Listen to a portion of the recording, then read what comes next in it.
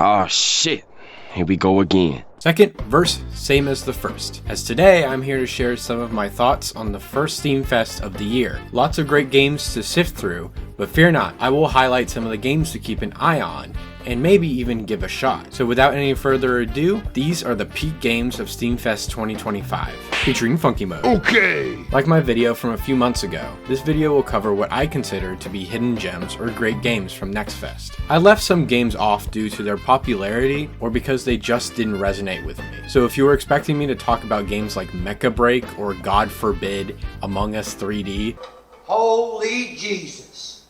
What is that? What the fuck is that?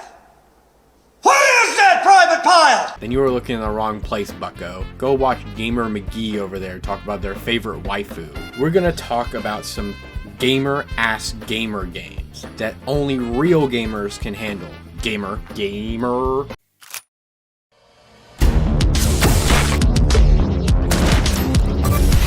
Starting off strong, we have Fumehead, which is actually a game that I've been following for quite a while on Twitter. Actually, it's called X. I can't hear you! Fumehead is a card turn-based RPG about killing goons and slaying worms. Whew, that's a mouthful. Off the bat, this game has an amazing presentation, being this dynamic pixel art style that feels really smooth and gives each attack animation its own personality. Jack is more by the book, so his fighting style is more routine and strict, while Amy is more loose and has the chaotic energy to her combat with the executions that she does and her support abilities. The music is killer, with no filler, being the techno grunge beat that makes me just want to engage in every enemy encounter that I possibly can. The story, from what I can glean from, is pretty interesting and has some really good close-up shots during some of the cutscenes that really sell the chaotic energy of the game. I'd say give it a shot, as this is their very first game, so give it some love.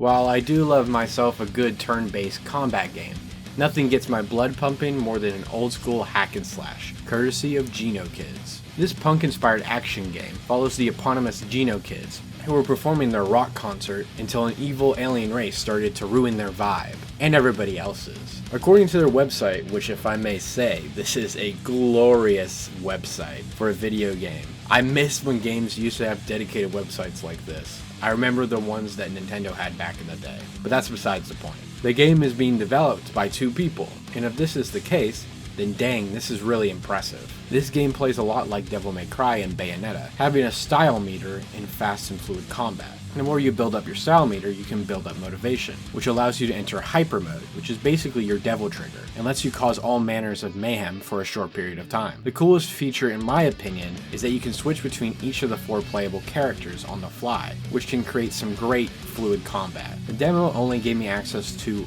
2 of the playable characters, Red and Blue, but I already see the potential in a system like this, as each character plays very uniquely and has their own playstyle, so switching between them would make the combat almost limitless. I can't wait to see more. The music is really great for this game as well, having a great mix between rock and punk type music, which just makes me want to style on some fools. Speaking of style,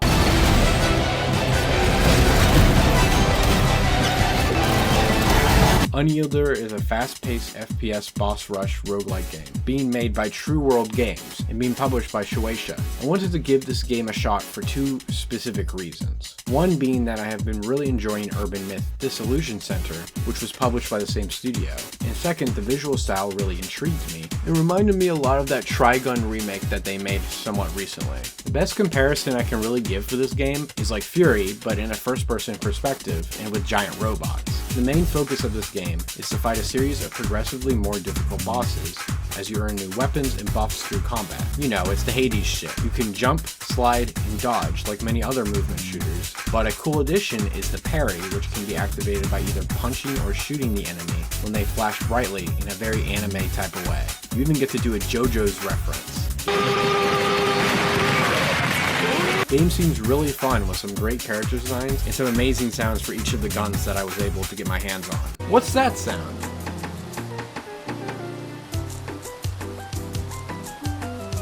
I Out of all the games I'm going to talk about today, Metro Gravity was probably the biggest surprise to me. Metro Gravity is one of the most confusing Metroidvania games I think I've ever laid my eyes on, and it's being made by one Mr. Co-Game Dev. And I'm pretty sure it's mostly just the work of one guy, which is pretty insane to me. Metro Gravity reminds me a lot of Gravity Rush, back on the PS Vita and PS4, which a much stronger focus on exploration and puzzle solving. The main gimmick of this game is that your gravity powers let you walk on any surface, allowing you to explore anywhere you can get your grubby little thick thighs on. You can control the flow of gravity, and you can even lock your own center of gravity. The level design is really unique, having this liminal design philosophy of being very random and weird, but still feeling very familiar and comfy.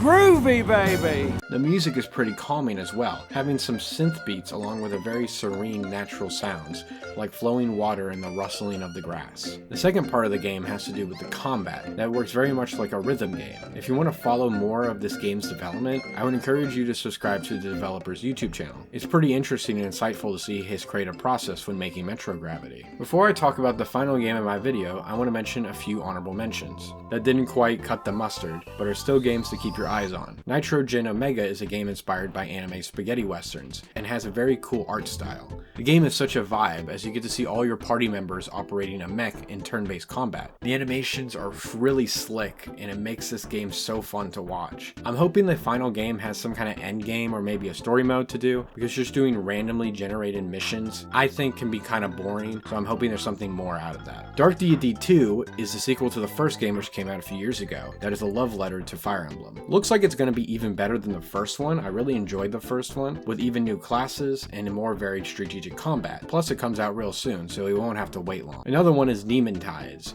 which is the long-awaited sequel to Demon Turf. A lot of sequels going around here, which already has plenty of talk around it, and most likely has an hour-long review from Nitrorad in development as we speak. Deliver at All Costs is the fun kind of physics game, as you are tasked with transporting only the most wackiest of cargo. Expect Let's Players of all sizes to play this game. Lastly, I would like to shout out Hyper Team Recon for cute slime girls. That is all. Danger, wonky space. Enjoy the ride, Bojo. What is a Bolt video if it were not for me to talk about a stealth game, and a unique one at that? Skin Deep is a stealth-focused immersive sim about you saving cats and kicking space pirate butts in space! You play as an insurance agent who is being hunted by evil space pirates, who will do anything to kill you and your crew of cute space kitties. The game is split up into a mission structure, where you have an objective you have to complete, like saving 2 cats, but how you achieve that is up to you. Will you throw sneezing powder on them, make them fall on banana peels in a comical way, or will you just avoid them? Whatever you do is completely up to you. The demo has 2 levels ready for you to play, and the game has a lot of potential with the DIY style of stealth. In the immersive way it tells its story, using posters and documents. It even lets you zoom into items to read the descriptions. Even the humor was pretty good for my money. Who doesn't love some goofy bad guys that absolutely deserve to be dunked on? Even the manner in which you dispose of enemy heads is super unique, and I'm not sure if I've seen it done in this way before, especially in a stealth game. Skin Deep is coming out in April,